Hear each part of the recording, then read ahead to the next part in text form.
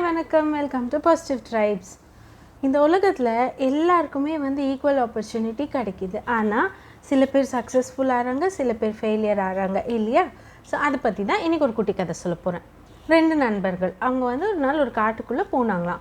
2 பேர்கிட்டையும் ஒரு பேக் பின்னால் மாட்டியிருந்தாங்க. அதில் தேவையான உணவுகள், தேவையான தண்ணி எடுத்துக்கிட்டாங்க.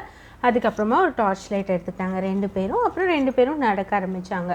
அப்படியே இந்த காட்டுக்குள்ளே போயிட்டே இருக்கும்போது கேவ், ஒரு பெரிய குகைக்குள்ளே போயிடுறாங்க. ஏன்னா இருட்டு இல்லையா, அவங்க எங்கே போகிறாங்கன்னே அவங்களுக்கு தெரியல. அவங்க உள்ளே போயிடுறாங்க. ஏதோ தண்ணி மட்டும் காலில் தட்டுப்படுது, சரியா? ஸோ அப்போ இவங்க என்ன பண்ணுறாங்கன்னா உள்ளே போயிடுறாங்க. அப்போ ஃபஸ்ட்டு போகிற நண்பன் சொல்கிறான், ஐயோ நம்ம எங்கே மாட்டிக்கிட்டோமே, நம்ம என்ன பண்ணுறதுன்னே தெரியலையே, வெறும் டார்ச் லைட் மட்டும்தான் இருக்குது, நம்ம எங்கே இருக்கோன்னு தெரியல, என்னோட தலையெழுத்தே சரியில்லை, ஒரு ஜாலி ட்ரிப் வந்தோம், இந்த மாதிரி ஆயிடுச்சு அப்படின்னு பயங்கரமாக புலம்ப ஆரம்பிச்சுட்டு இங்கேயும் அங்கேயும் ஓடுறப்போ ஒரு அப்படின்னு ஒரு சத்தம் கேட்குது. அதுக்கப்புறம் ஒரு சத்தத்தையுமே காணோம். உடனே இது அடுத்த நண்பன் என்ன ஆச்சுன்னு தெரியாமல் பேக்லேருந்து ஃபாஸ்ட்டாக ஓப்பன் பண்ணி அவனோட பேட்டரியை ஃபிக்ஸ் பண்ணால் வெறும் டிம் லைட்டாக தான் இருக்குது. சுற்றி பார்க்கலாம், அவனோட நண்பனை காணோம். அந்த குகை ஃபுல்லாக தங்கம் இருக்குது. மீன்ஸ் அந்த குகையோட இன்னர் சர்ஃபேஸ் ஃபுல்லாக தங்கம் இருக்குது. இவனுக்கு ஒரே ஆச்சரியம். பார்த்தா அவனோட ஃப்ரெண்ட் அந்த மாதிரி இங்கே அங்கே ஓடி இடித்து காயப்பட்டு கீழே விழுந்தான். இப்போ இது ரொம்ப சிம்பிளான ஸ்டோரி தான். 2 பேருக்குமே சேம் ஆப்பர்ச்சுனிட்டி. 2 பேரும் ஒன்றா ஒரு இடத்துலேருந்து கிளம்புறாங்க. 2 பேர்கிட்டையும் டார்ச் இருக்குது, 2 பேர்கிட்டையும் ஒரு பேக் இருக்குது. 2 பேரும் போய் ஒரு இடத்துல இடிச்சிடுறாங்க. ஆனால் உள்ளே போயிடுறாங்க. பட் ஆனால் ஒரு நண்பன் அவனுக்கு ஜாக்பாட் அடிக்குது, தங்க குகை. இன்னொருத்தன் எதுவுமே கிடைக்காம அடிபட்டு கீழே விழுந்து கிடக்கான். இந்த விஷயத்தில் நீங்கள் யோசிச்சு பாருங்களேன் என்ன புரியுதுன்னு.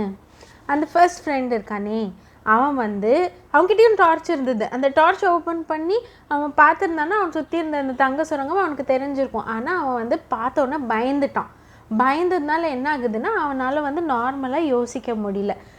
இந்த செகண்ட் பர்சன் என்ன பண்ணான்னா அவன்கிட்டயும் அதே தான் இருந்தது. பட் ஆனால் அவன் டைம் எடுத்து பொறுமையாக டார்ச் அடித்து பார்த்ததுனால அவனால் அந்த இருள் என்ன ஒரு பொக்கிஷம் வச்சுருக்குங்கிறத அவனால் புரிஞ்சுக்க முடியுது. நம்ம வாழ்க்கையிலையும் இதே மாதிரி தான் நிறைய சந்தர்ப்பங்களில் ஃபெயிலியர்ஸ் ஏன் வருதுன்னா நம்ம தோற்றுருவோமோங்கிற பயத்துலேயே ஒரு விஷயத்தை அணுகிறோம். ஸோ அதனால் நம்மளால் ஜெயிக்க முடியறதில்ல. எல்லாருமே படைத்த இறைவன் ஒரே மாதிரி தான் படைச்சிருக்காரு. சில பேர் அவங்களோட துன்பத்துலேயும் ஒரு ஆப்பர்ச்சுனிட்டி கிடைக்குதா, இது நமக்கு என்ன கற்றுக் கொடுக்குதுன்னு தைரியத்தோடு முன்னால் போகிறாங்க. பல பேர் ஐயோ என்ன ஆகுமோ ஏதாகுமோன்ற பயத்தில் விட்டு கொடுத்துடுறாங்க. ஸோ இந்த நாளை நீங்கள் தொடங்குறீங்கன்னா உங்களுக்கு முன்னால் என்ன இருக்குதுன்னு யோசிங்க, தைரியமாக யோசிங்க, தைரியமாக முன்னால் போங்க. அப்படியே ஃபெயிலியர் வந்தாலும் that is one way of you learning how to do or how not to do a thing. அவ்வளோதான். ஒரு விஷயத்தை எப்படி பண்ணால் சக்ஸஸ்ஃபுல் ஆகும், ஒரு விஷயத்தை எப்படி பண்ணால் ஃபெயிலியர் ஆகுங்கிற 2 பாடம் நீங்கள் எந்த ஒரு விஷயத்துலேருந்தும் கற்றுக்கலாம். ஜெயிச்சிட்டிங்கன்னா எப்படி பண்ணால் ஜெயிக்கணும்னு கற்றுக்குறீங்க, தோத்துட்டிங்கன்னா எப்படி பண்ணக்கூடாதுன்றது கற்றுக்குறீங்க. இந்த உலகத்தில் எப்படி பண்ணலாங்கிறத சொல்லி கொடுக்குறதுக்கு நிறைய விஷயங்கள் இருக்குது. ஆனால் என்ன பண்ணக்கூடாது, எப்படி பண்ணக்கூடாதுங்கிறத சொல்லி கொடுக்குறது வாழ்க்கை பாடம் மட்டும்தான். இந்த விஷயத்தை நீங்களும் ஒத்துப்பீங்கன்னு நினைக்கிறேன்.